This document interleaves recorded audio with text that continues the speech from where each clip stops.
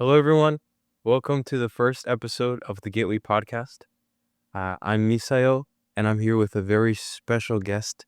This is not just a friend of mine, but he is my pastor, uh, someone I look up to, someone who guides me and leads me. And I'm very honored to present him and introduce him to all of you guys today. It's none other than Pastor Haas. Welcome. Hey, thanks, Misha. I appreciate it. Pastor, I think we can begin in a lot of places for them to get to know you, and um, but I think starting at the very beginning, I think is a good way to start. I want to ask you, Pastor, when did you first become a pastor, and or even before, what led you to become a pastor? Well, as far as being a pastor, I had my credential for at least 27 years. Goes all the way back to growing up in Miami and being at church and youth group and uh, having people speak into my life and kind of feed that calling that I didn't really know was there. I didn't recognize it. Um, and I've always had a liking for ministry. I grew up in the church and doing different things.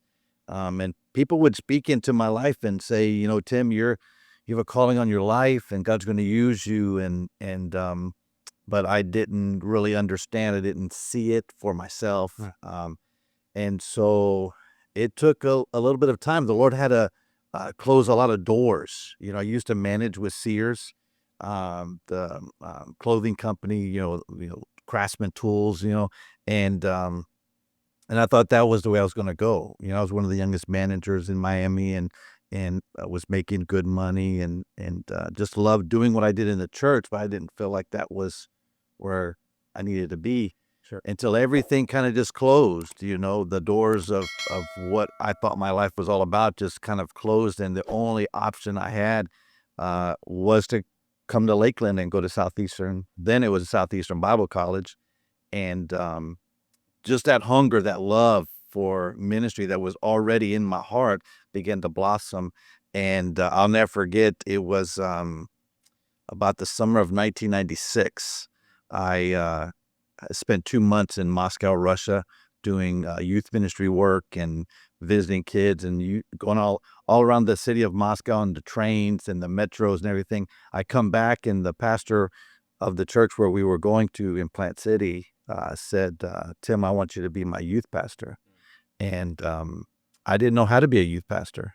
I'm barely a first year Bible student. Loved Royal Rangers, was a Royal Ranger commander. I played drums. And when he told me that, I'm like, I don't know what to do. And so I just kind of jumped in, and I was just doing what my youth pastor did. I imitated him. I think a lot of who I am today stems from him and his investment in my life as a teenager. And so I just kind of copied what he did. And a lot of those things worked. Even the generations was different.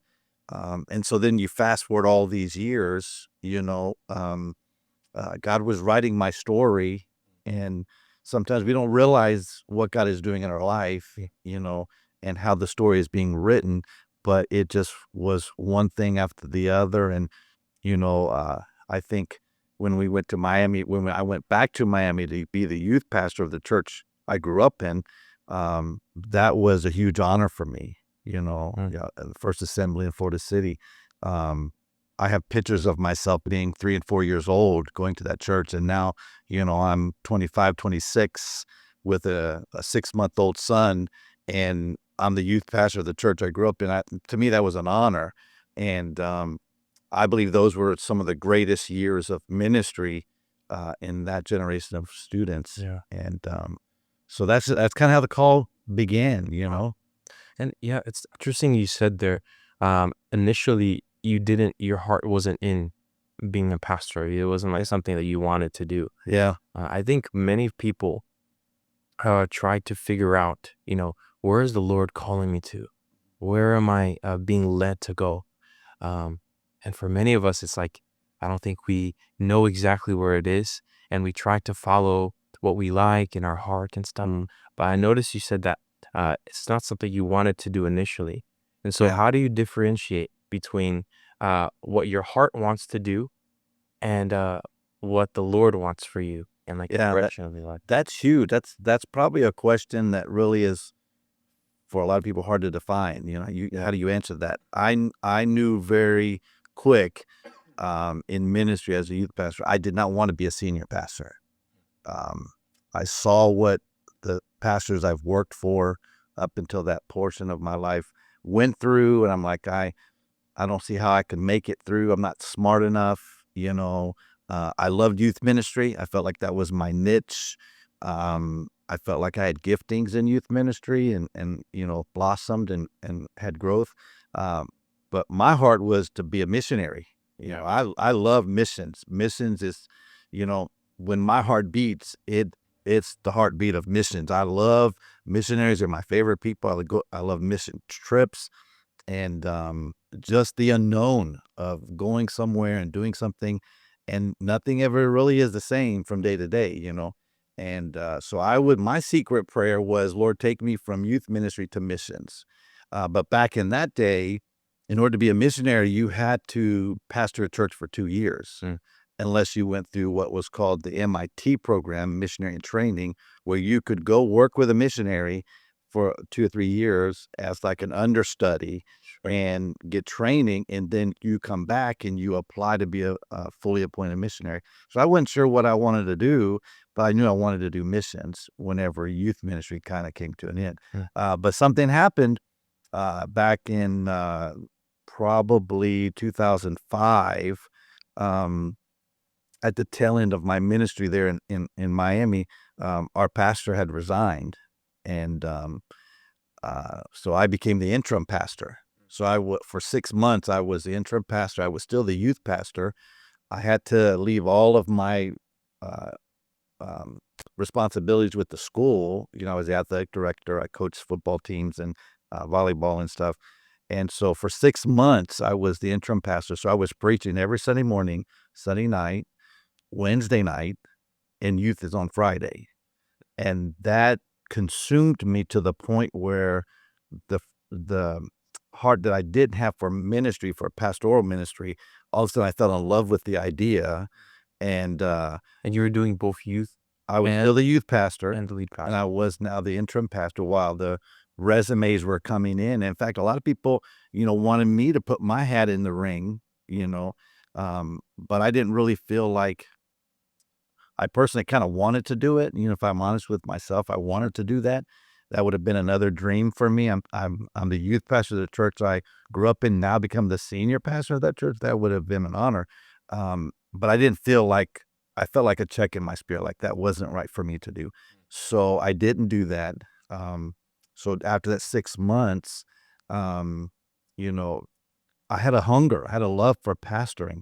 So I just left the door open, you know, and so it's kind of an interesting way God moves you through ministry where you're not really sure, but you have to test the water. You have to just kind of be open, you know. And I've always learned what you tell the Lord you don't want to do, most of the time you end up doing that, you know. So, and that's Do you my think story. do you think the Lord sometimes puts things like you're not willing to do yet in your life so it can like build your faith? Or is it something that the Lord doesn't do? Like, what is? Yeah, and also the fact that he helps you see things that you're to help you understand that this is a decision that is the best thing for you. So it kind of gives you glimpses of it. Had I not been the interim pastor for that 6 months, I don't think my story would be my story today.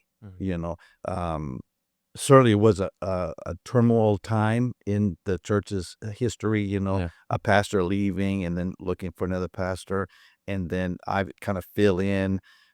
For me, I think God was doing that for me. I know he was doing it for the church because the church needed stability. Yeah. But he was showing me what he really wanted me to do was bigger than what I was understanding. See, I thought senior pastor ministry was something I was not qualified for. Yep. You know, back then I didn't feel like I had the skill or the understanding. You know, preaching is a small percentage of pastoring. Yeah. So when you say all the jobs of a lead pastor, senior pastor, preaching is a small percentage of that. It's all the rest of the skills, the day-to-day operations of what you do. And so I didn't feel like I had that Yeah. in me, Mm. So I have something that you said, I think a couple days ago or yesterday. We were talking about Joshua, right, and Moses, and how he said that what made them qualified was how they weren't qualified at they all. weren't really qualified. Yeah. So I want to ask you, did you ever feel qualified before going in ministry? I still don't feel like I'm Yeah, qualified, yeah, and I think if it doesn't matter what you do for your occupation, what you do for a living, you can be a manager, you can be a professional, whatever it is. Um, I believe the danger is when you get to the place where you feel like you're qualified. That's a dangerous place. I feel like God wants for me, the job always has to be bigger than who I am, bigger than my capability. I think I have skills and talent, but I believe my skill and talent only goes so far before I get comfortable, and then all of a sudden it's my doings, it's my ability yeah. instead of it being so big. Lord, I need you. I can't handle this. Yeah. Uh, If you look, I mean, I guess like looking all throughout the Bible, it's like you constantly see where the Lord is using so many people who are like least likely Yeah. to be led. yeah, If you look at Moses, look at David, right, was even underlooked by his own father. yeah, And all of these like big leaders, and um, they all had this thing of um, seeming not to be qualified for something. And I think there's a lot of young people who at times feel this certain way, and I think it's important for them to understand it's like that's all right. Yeah. And not just young people. I think even older people as well like feel this way. I'm in my 20s, and sometimes I still feel like, man, I don't know what I'm doing. yeah. I'm kind of like, Well, I Lord, think just that's a lead. safe place to be. It is. You don't feel like you know what you're doing, because then you have to be honest with self. See, I've learned two things in this first year and I know you're going to go in a minute towards the succession here, Gateway, Yes. but Yeah. um, I come to a real fast realization that because I don't always feel qualified. I need the Lord Yes. always, but then I need people around me to do things that I can't do. I'll never forget when we left Florida City to come to Tampa in 2006 to be a youth pastor. That pastor told me something I'll never forget. And he says, Tim, I'm not hiring you to work for me. I'm hiring you to work with me. That just was revolutionary for my mind, thinking, Mm. the hierarchy, of course he's the lead pastor, but he's like, I want you to sit with me at the table and let's do this together versus, you sit across the table and it's my way or the highway kind of thing. And then he says, I need you to do something that I can't do. He was a former children's pastor, now lead pastor. And he says, I don't know how to be a youth pastor. You know, I need you to do that. So now here I am in my position I'm in. I need great people around me to do the things that I can't do. Now it's ironic that you're sitting across the table from me right now. And the one thing I know I could do is what you're doing. But in my mind, I did it in a generation that doesn't have the obstacles you're facing as a young youth pastor today. So yeah, I could go into a youth group and, preach something and have activities and create some excitement. But the longevity of youth ministry today is not like it was 25 years ago when I was in it. It's a different generation, it's a different culture, so you'd be the only one I could say, I could do your job, but everybody else at the table is like, I can't lead worship, I can't uh, teach all the Sunday school classes, I can't lead a Christian academy. So I've learned that we need to have people around us because we're not qualified, but because we can't do it all. Yeah. You know, Yeah.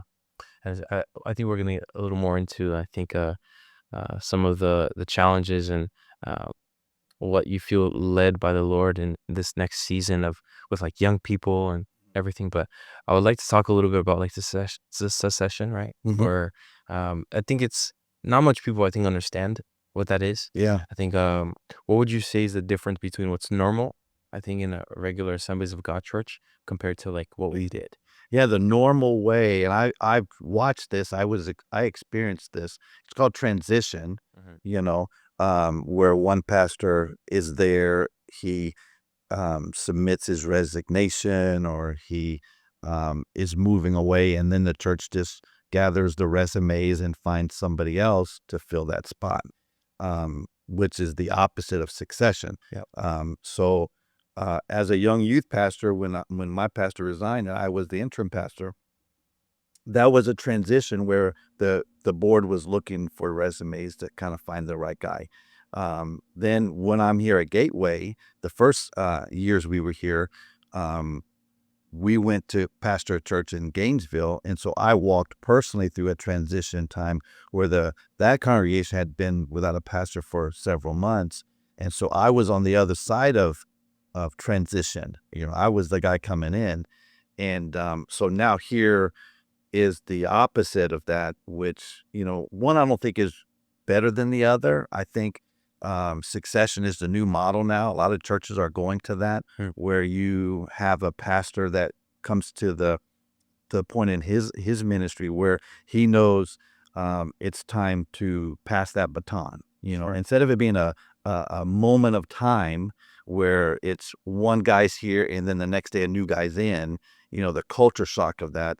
The succession is where you bring someone alongside of you, and that person learns the DNA of the church, versus somebody it's like cut and dry. You don't know who the people are. You don't know what they've been going through. So succession for us here at Gateway has been something that's been valuable. Yes. I think it was the right decision. And for many years, it's been like that. The idea that was made known, we don't want to have a transition. We don't, Pastor Evans pastoring Gateway for 35 years, that would, and the statistics prove it, would have been a counterproductive thing.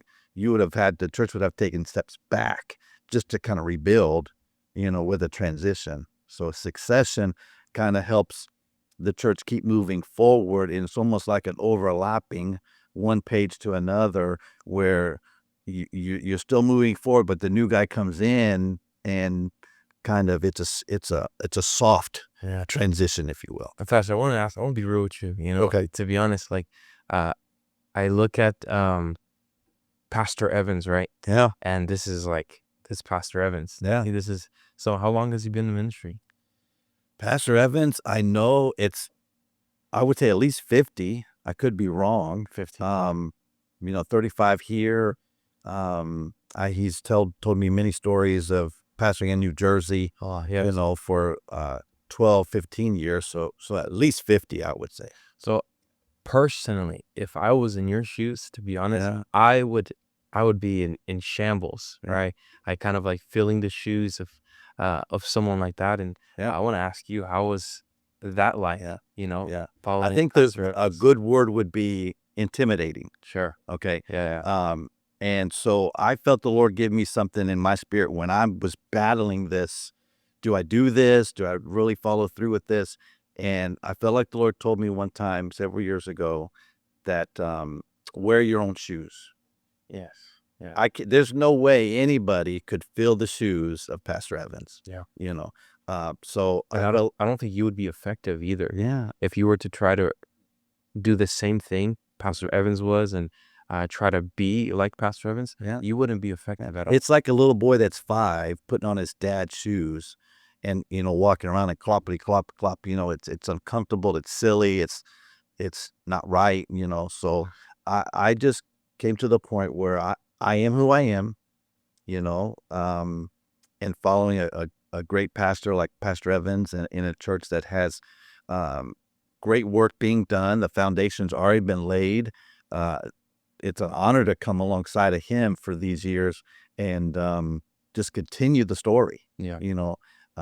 Writing my story, what God is doing in me, but continuing the story of Gateway. We don't want to lose who Gateway is. A new guy coming in that doesn't know much about the people of Gateway or the story of Gateway, his story begins to change the story of the church. But if you have somebody come alongside, like Pastor Evans and I, for these last several years, um, it's my mission to keep the story going, with a little different flavor. I'm younger. I have different ideas, but I think like Pastor Evans and I, we're cut from the same cloth. I'm very conservative, very traditional. I love hymns.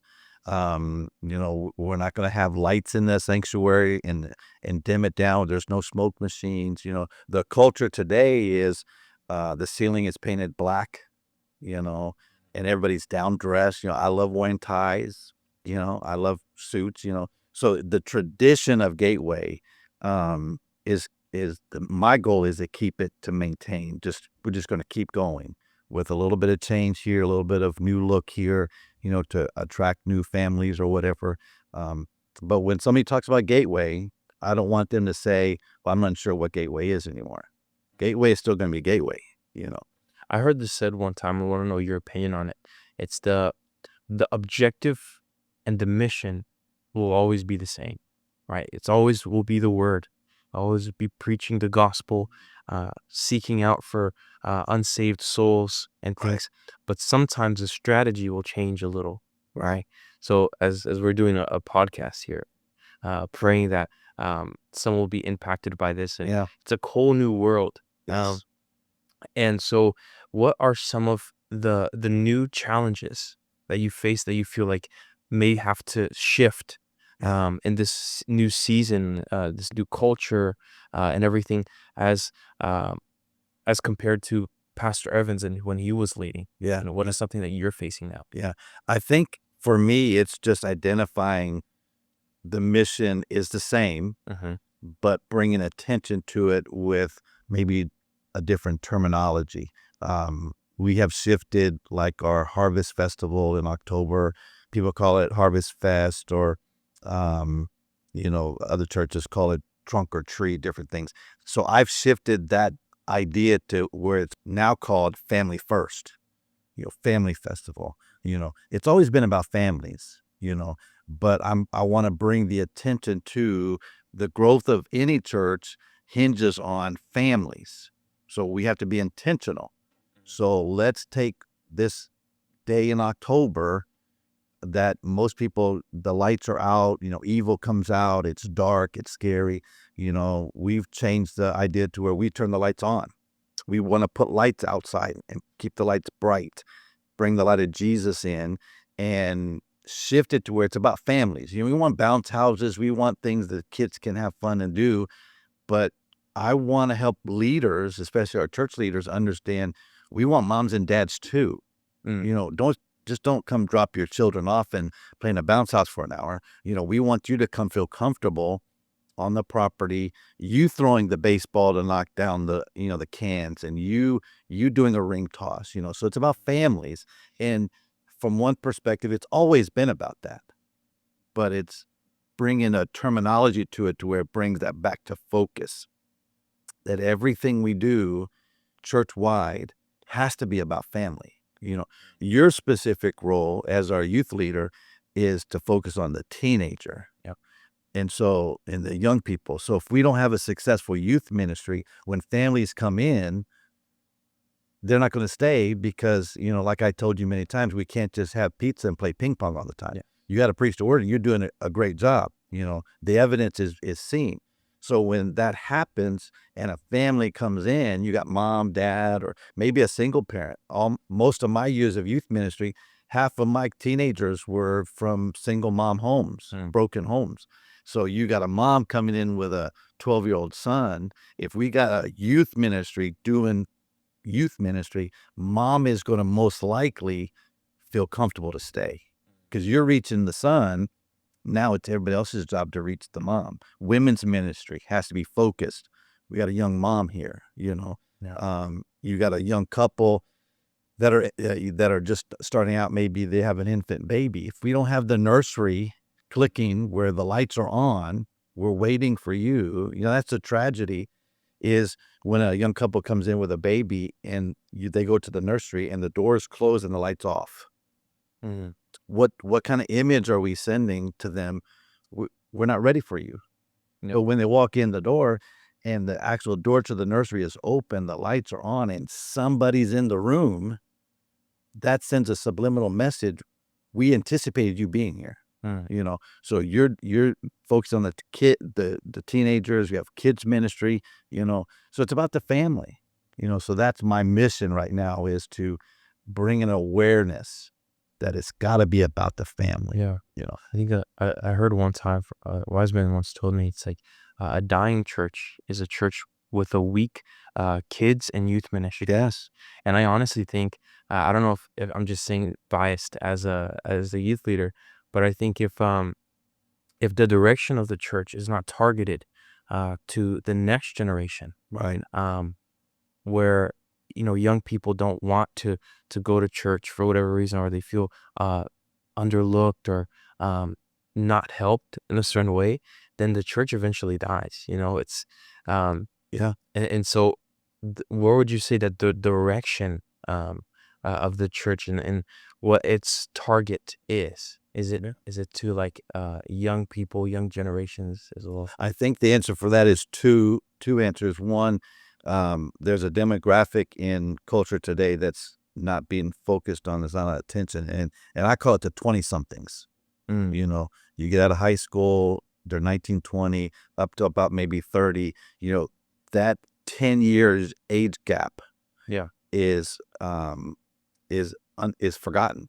Yes. Some churches do it well and some churches don't. So that for us right now, that's a missing piece. Yep. We've got to get attention to that, because we do all this great work. We have good kids church, we have good youth ministry, we have an academy here at Gateway, 145 students. We do really good, but then all of a sudden now they graduate, and it's like, what happens?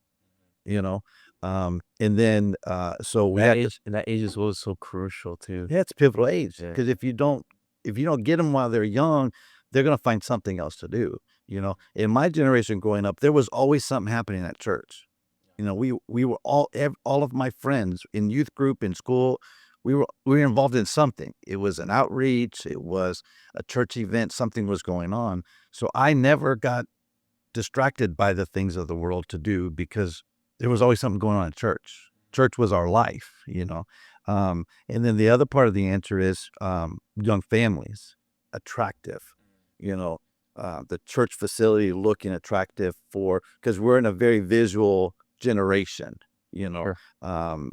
We want to keep the tradition alive, but we want to be attractive. And that's not a word you hear in church a lot, because when you hear the word attractive, all of a sudden it's like, now, are we talking about how beautiful a woman is or your skin tone? Sure. But the church should be attractive. When Yeah. people walk in the door, they should say, wow, Yeah. And so young families, and the 20-somethings, that's got, but at the same time, we have to balance the older generation, that is the foundation, the strength of the church, as well as the children coming up. So that's why sometimes being a lead pastor is, you pull your hair out, because you got to find a balance, and find good people that are willing to do that work.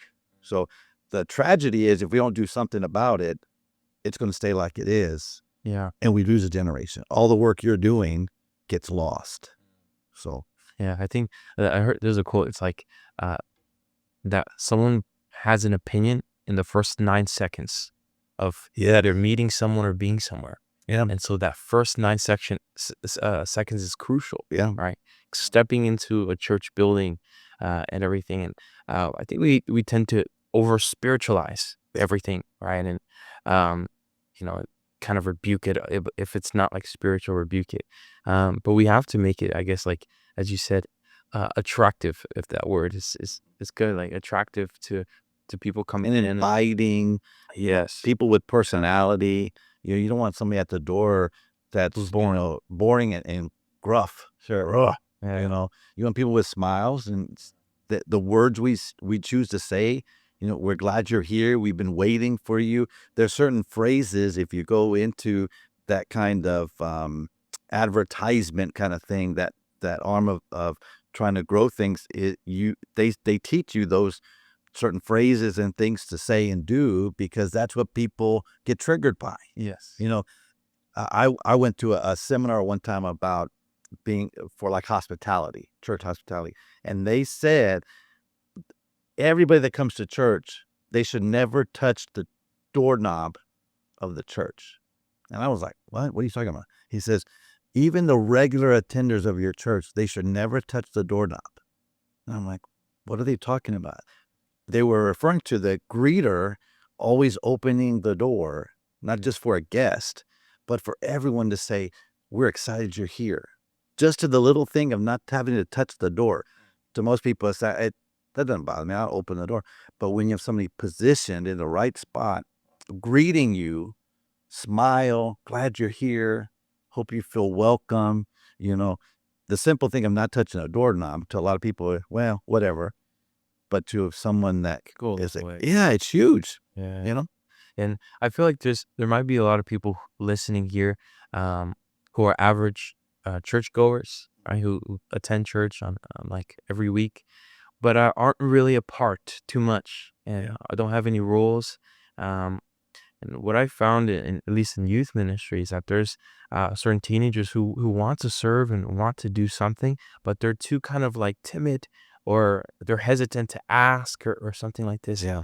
Um, what would you encourage the average church member, if they're a part of our church or some other church? Yeah. Um, should they approach their pastor and ask, and what should they do if Yeah. they want to be a part?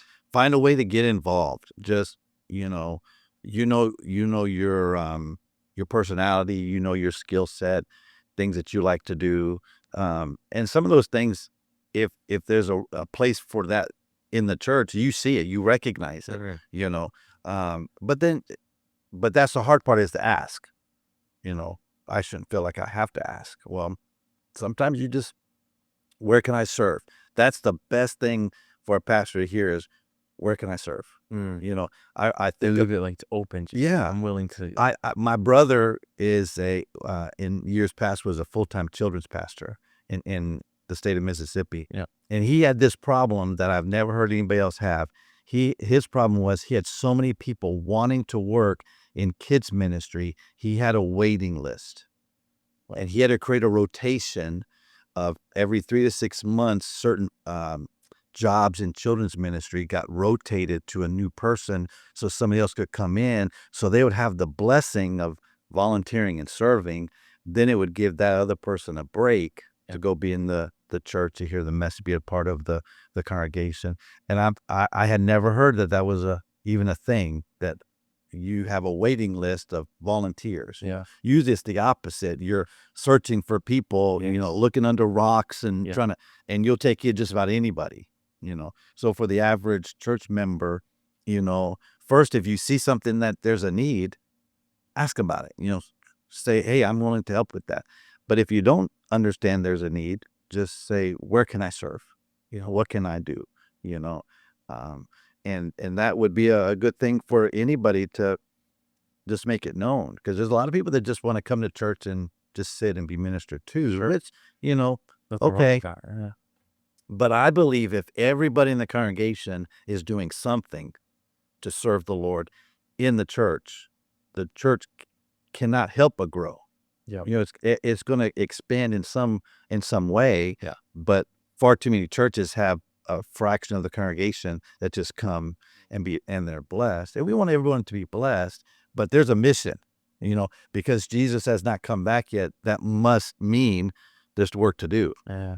So I want to ask, I don't know if this is silly or not, but it's like, what if someone wants to serve, but or do a certain thing, but they're just not good at it at all? Like, let's say Yeah. they come up to you and ask, Pastor, I want to lead worship, Yeah. and they sound worse than like a donkey screaming or something. Yeah.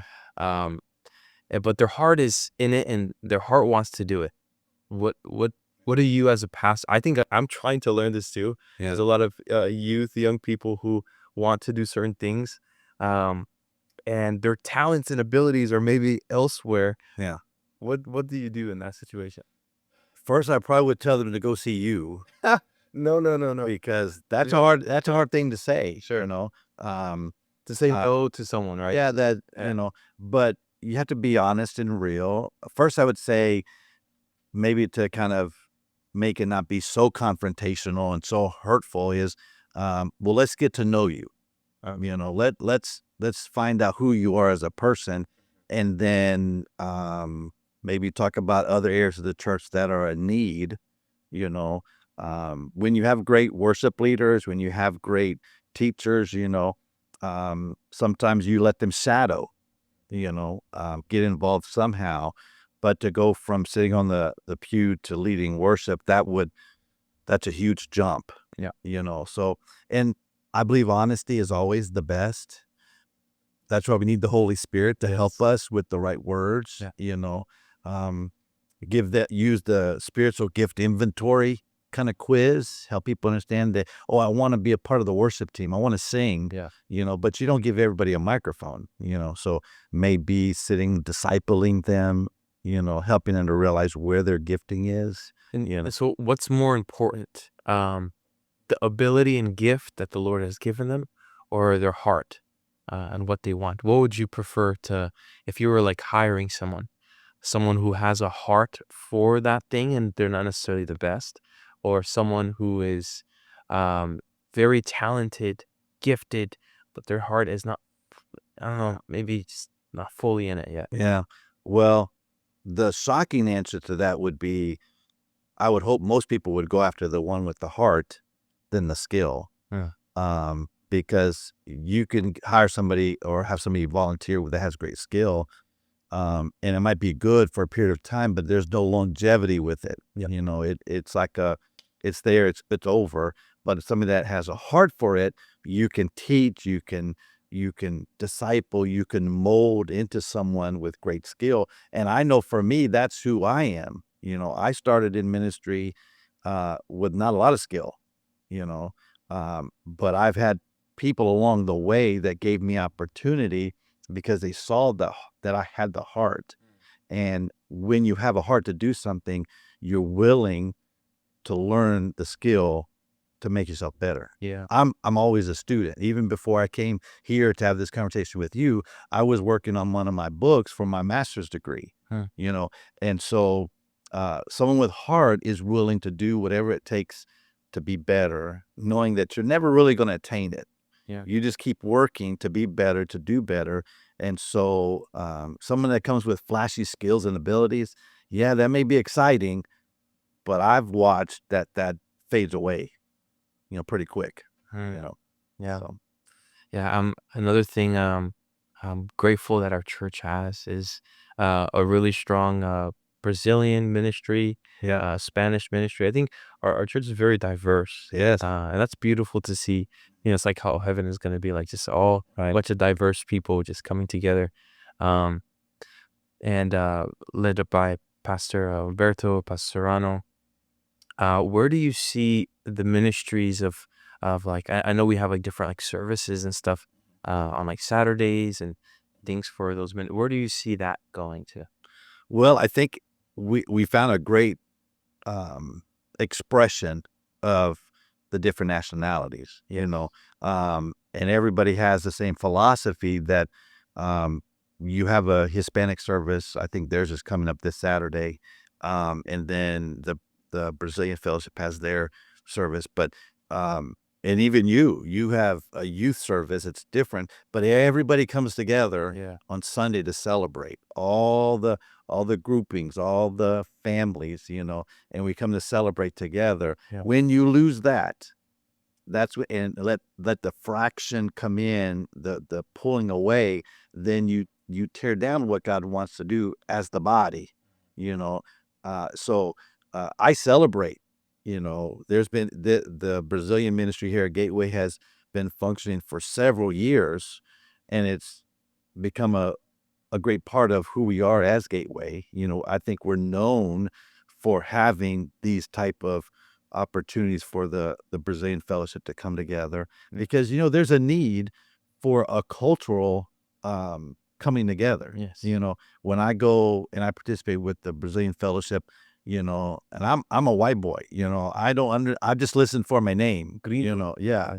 And so, but I love the culture, the experience. Yeah. And so Brazilians coming together to have that experience, they need that. Yeah. But they also need the experience of coming together with those that are Hispanic, those are from other countries of the world. Yeah. And then the American, it's a melting pot Yeah. of the beauty of what God does. And so it's needed, Yes. you know. And I feel like if a church can celebrate those things, but everybody stay on the same page.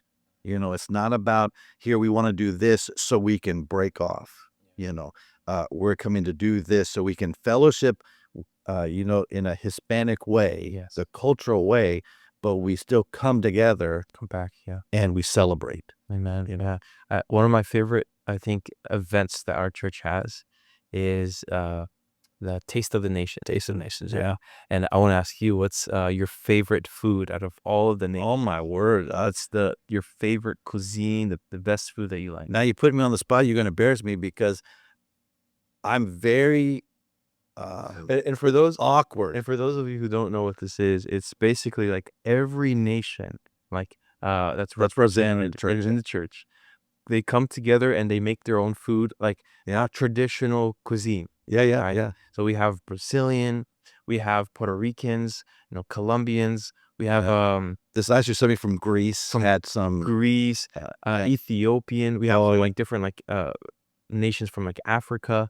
Yeah. A bunch of different places. And I want to know, like, what's your favorite food? Well, I don't know how to say many of the foods, but I am drawn to things I recognize. Sure. So anything that has rice in it, or I know that it's pork or beef, I tend to gravitate towards those. But I have tried several desserts, Brazilian desserts, and it's just different. When you don't grow up with that kind of cultural experience, and then when we have this, it's almost like an explosion of just awesomeness.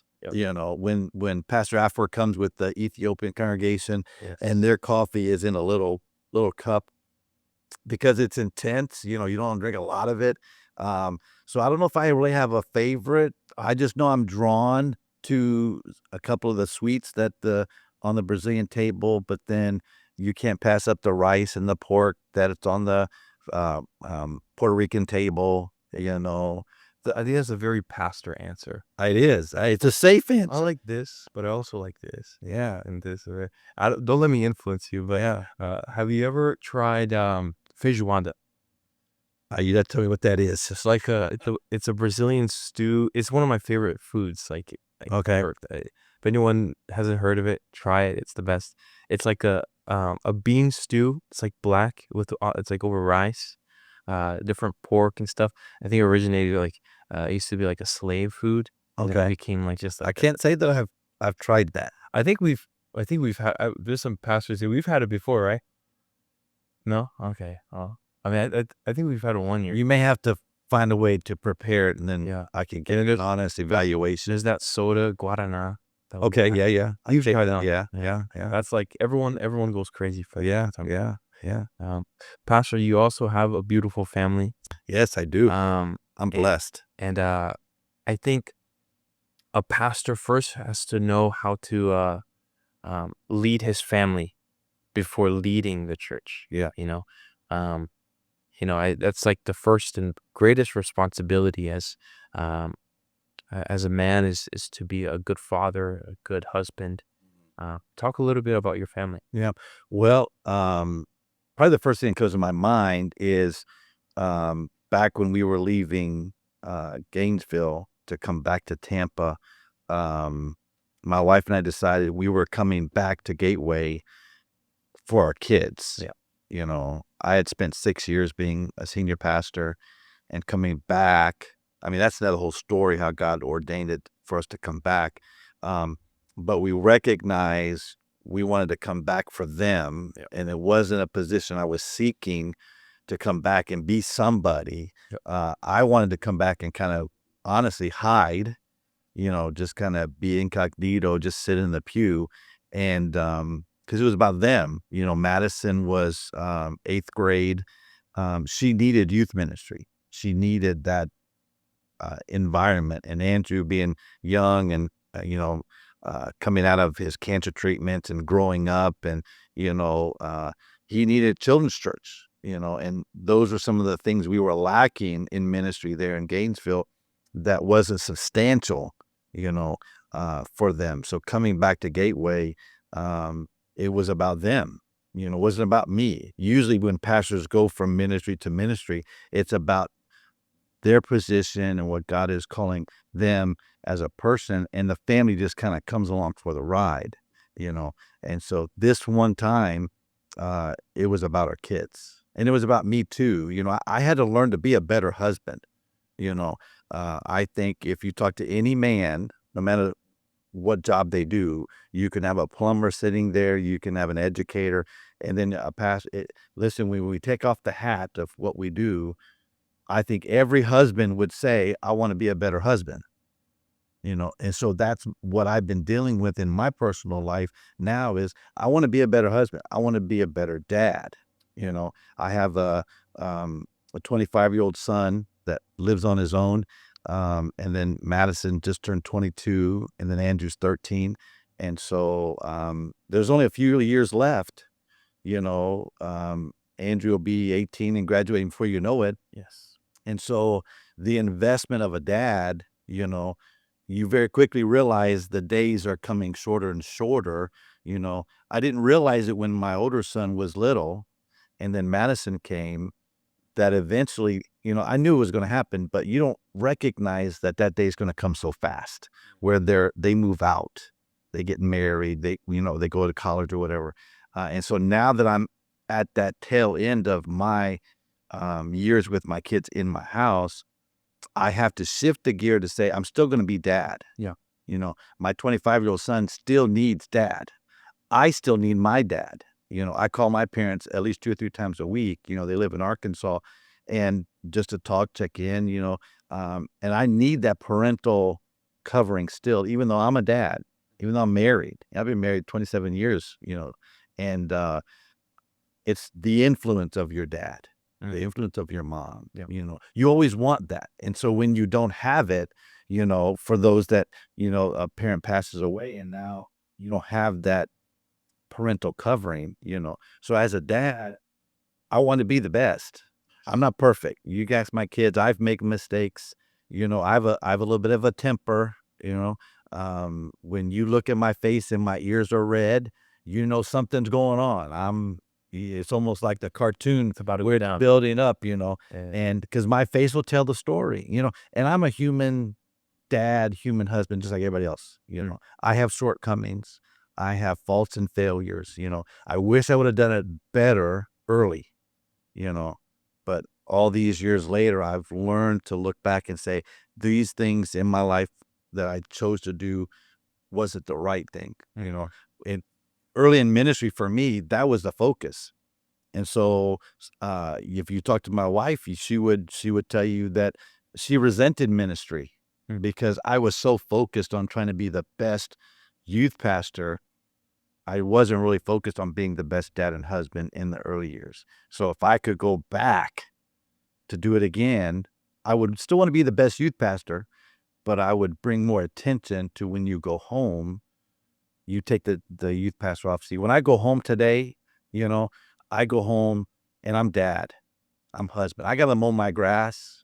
I wash dishes. I got to fold the laundry. I do those things. I don't like doing those things, Me too. but it's, I'd be happy just to have my clothes sit at the foot of the bed. Who needs a dresser, but your wife, she wants the clothes put away, Yeah. So when you go home, I'm learning, and maybe part of my modeling and teaching for you is when you go home, you got to be dad and husband. You got to do those things, not everybody has to mow their grass or wash dishes or fold laundry, but this dad does. And don't you think that directly translate to your ministry, to being a pastor, Yeah. is being an effective father, being an effective husband? Do you think that changed? I think because you said that before you weren't the best. Yeah. And did you see a change in being a pastor or being in ministry with becoming a good father and becoming a good husband? Yeah, and I think a lot of times we don't realize that until certain things happen that get your attention. So there's instances in maybe the last 10, 15 years of being a dad, being a husband in ministry that had these difficult situations not happen, I would probably still be blind to that, Yeah. you know. So that's why you have people around you that speak into your life that help you when you do start going sideways with neglecting. So now that I've learned those hard lessons, number one, I'm not afraid to talk about them. I'm not afraid to tell people I really wasn't the best dad. Sometimes, I yell. It's probably shocking to some people, but sometimes when I've had enough, my voice gets raised, and all of a sudden, like Andrew the other day says, "Dad, why are you yelling?" I'm like, "I'm sorry, Andrew. I don't mean to do that, but things, and it just shows my humanness. So if I could go back and change some of those things, I would listen to people more. I would maybe be a better student of those that are in ministry that have raised kids. How do you do it? It's a hard thing. You know, Nothing I'm doing right now is easy. Yeah. Ministry, outside of ministry, being a husband, I think now, to be honest, I think my wife and I are in a 100% better relationship now, walking through some difficult things we've walked through Yeah. because we laugh so much. Sometimes we go to go to sleep and she wants to tell me a story, and all of a sudden it turns into a laughing contest because something's funny, and all of a sudden now it's 11:30, and we spend more time talking as we're trying to go to sleep than any other time of the day, and years ago, it wasn't like that. When we would go to bed to go to sleep, that's going to sleep. Yeah. There wasn't that interaction time. And so one thing I love about what you do for me as a dad is when you have youth ministry on Friday night for the past year, that's date night for me. Oh, yeah. So You're welcome. so thank you, Yeah. because and you have to do it intentionally. Yeah. And I hope that when you get married, you understand you have to learn to do things intentionally. It's not going to come easy. All of a sudden, you'll blink, and 20 years of your life is gone. If I could do it all over again, I would create those intentional moments with just my wife. Because we got married in May of 1998. And then we were married only a couple of months, and then we found out we were having our son. And so then he was born in June of 99. Hmm. So my wife would tell you she would have liked to have waited a little longer before we had kids so we could have got to know each other. So it's almost like now that I'm 52, I won't say how old she is, um, it's almost like we're learning who each other are. Yeah. It's what we're doing now is what most people do in the beginning, and so it's intentional though. So I've learned this is that every 7 days you have to go on a date. You have to carve out that time. You have to schedule it. As bad as that sounds, you do have to schedule it. But now it's easy for us because we just push Andrew off into youth group, and that hour and a half he's here at the church, we'll go to Cheddar's or we'll go walk at the mall and something, and you got to do that. Yeah, that's important. I think especially for that age gap that we said, the 20 to 30 years. I think a lot of them, and even young people like the teenagers, a big question they always ask is, Lisa, how do you to find my partner? How do you find the right one? Um, and something Pastor Umberto told me one time, he's like, it has to, if it aligns with your calling, and you see in your life that everything is growing, Yeah. um, it's like that's a good sign that it is from the Lord. And I'm sure, and I love your wife. She's amazing.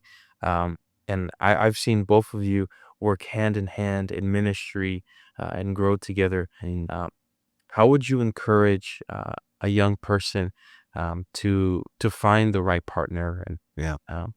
where should they look, and how do they find that person? It's always best to find that partner in church. If they go to church, if they love Jesus, um, But there's your question has to be handled two different ways. Is it a 20-something that's in ministry, and somebody like yourself that's, oh no, that's not in ministry, and like you're in ministry? It's two different tracks. Someone who's in ministry. So someone that's in ministry, Yeah. you have to guard who your future spouse is, because if they don't line up with your calling, and that person is attractive and they check all of your personal boxes, that could be counterproductive to what God's calling you to do. So you have to really get to know that person, and they have to share the heartbeat that you have, and they can't just say it. Yeah. Because you could say anything to make that person feel comfortable, but you have to see the evidence of that. Yeah. So for you, as being young in youth ministry, for you specifically, your future spouse almost has to be like lockstep, already doing what you're doing along with you. And then, because you may not always be a youth leader, you may not always be in ministry. What if in 20 years you just went to church and you taught Sunday school? You weren't the lead guy. Yeah. Is that person still your person?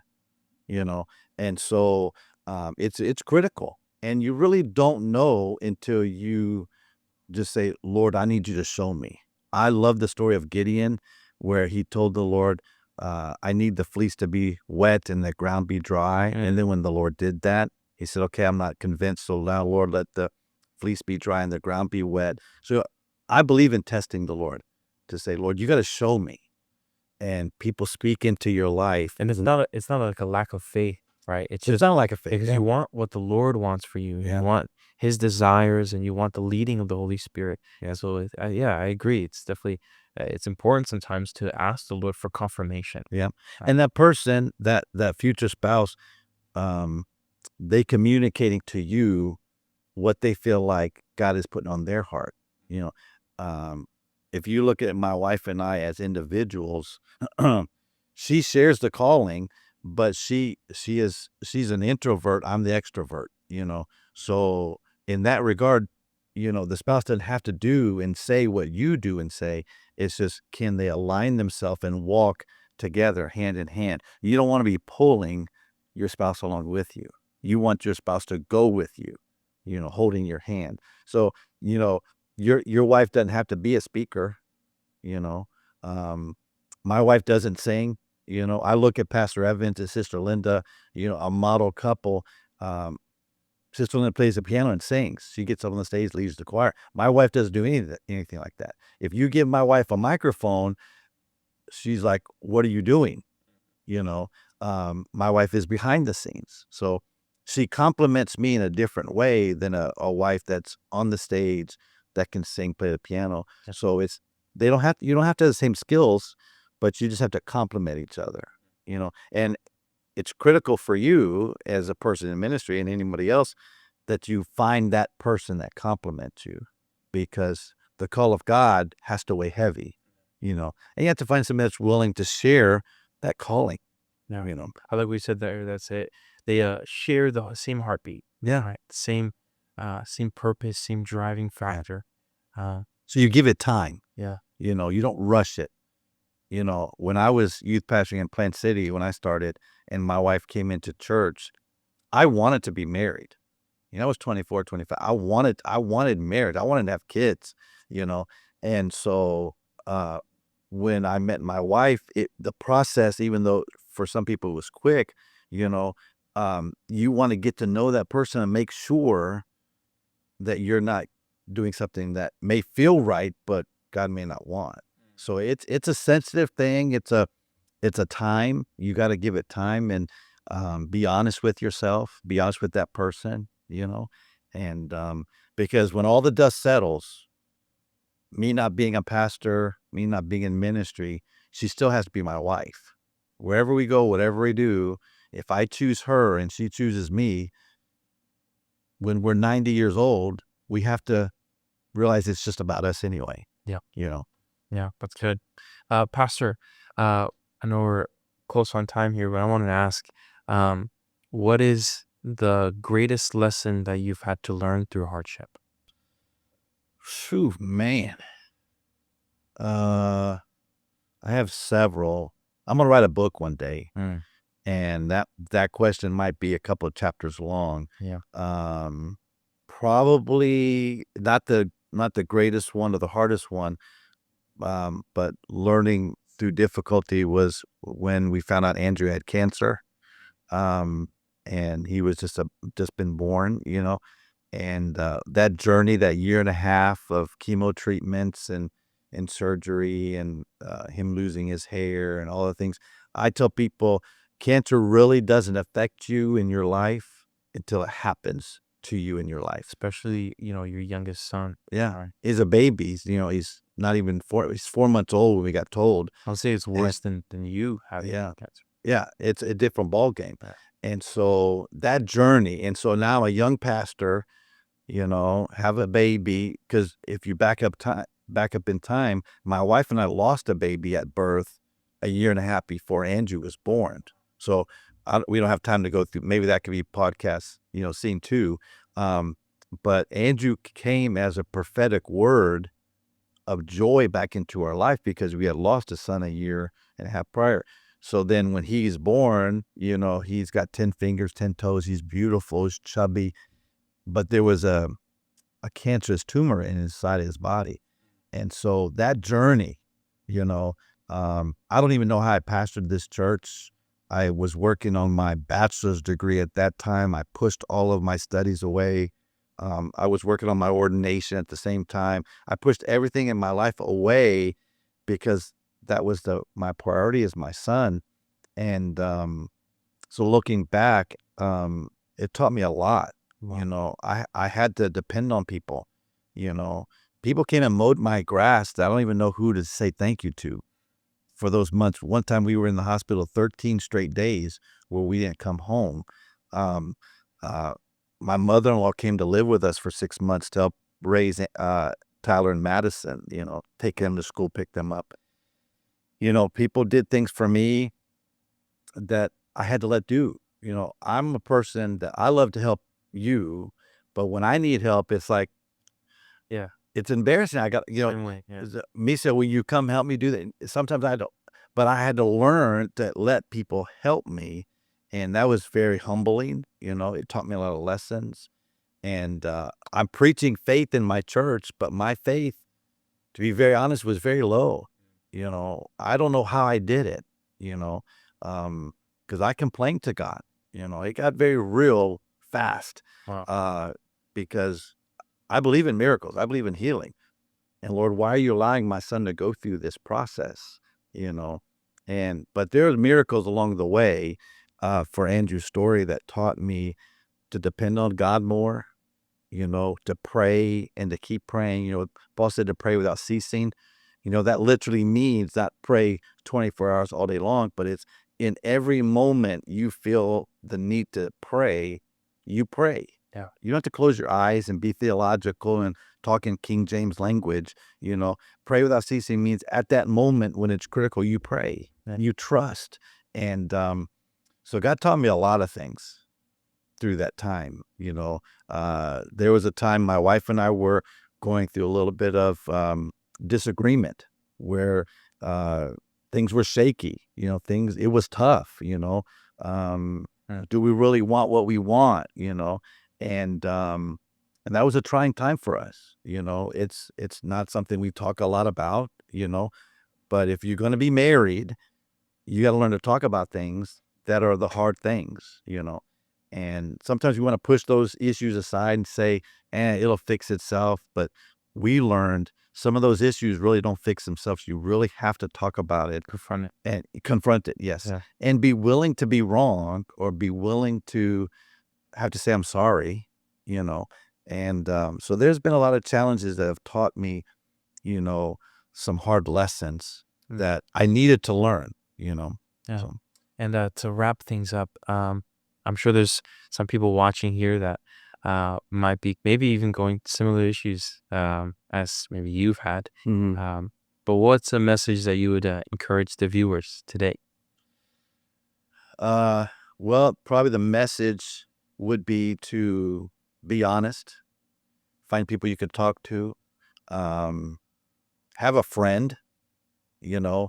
That's probably one of the hardest things in being a pastor, a lead pastor, is, having friends that you could talk to that don't judge you and look at you different because you have a struggle.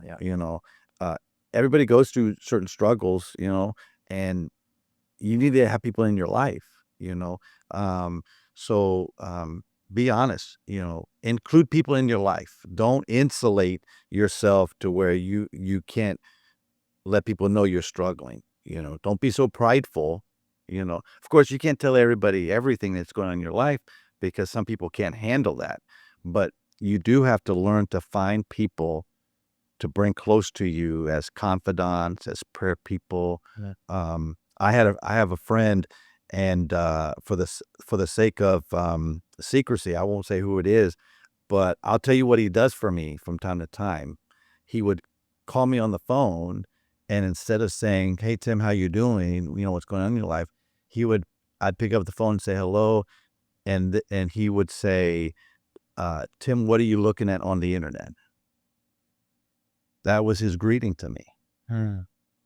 What did you just look at on what have you been, that was, and it was confrontational, and he was the only one I would let do that because he was a friend of mine. He was an accountability person. Wow. And you need those people in your life Yeah. that you let talk to you that way, because if it had been anybody else, I'd have been offended. I probably would have never talked to that person again, because how dare you, how dare you Yes. challenge me on that? But you need that, you know. I have had people say, "How are you treating your wife?" When was the last time you really hugged your wife? You know, um, so you need people in your life to help you um, get through the hard moments, that will celebrate with you, but that they're really genuine when the going got tough. They would cry with you, and they pray for you. So, Pastor, thank you for opening your my heart. pleasure. This was fun. Yes, it was a blessing. Yeah, Yeah. Thank you, Pastor. God bless.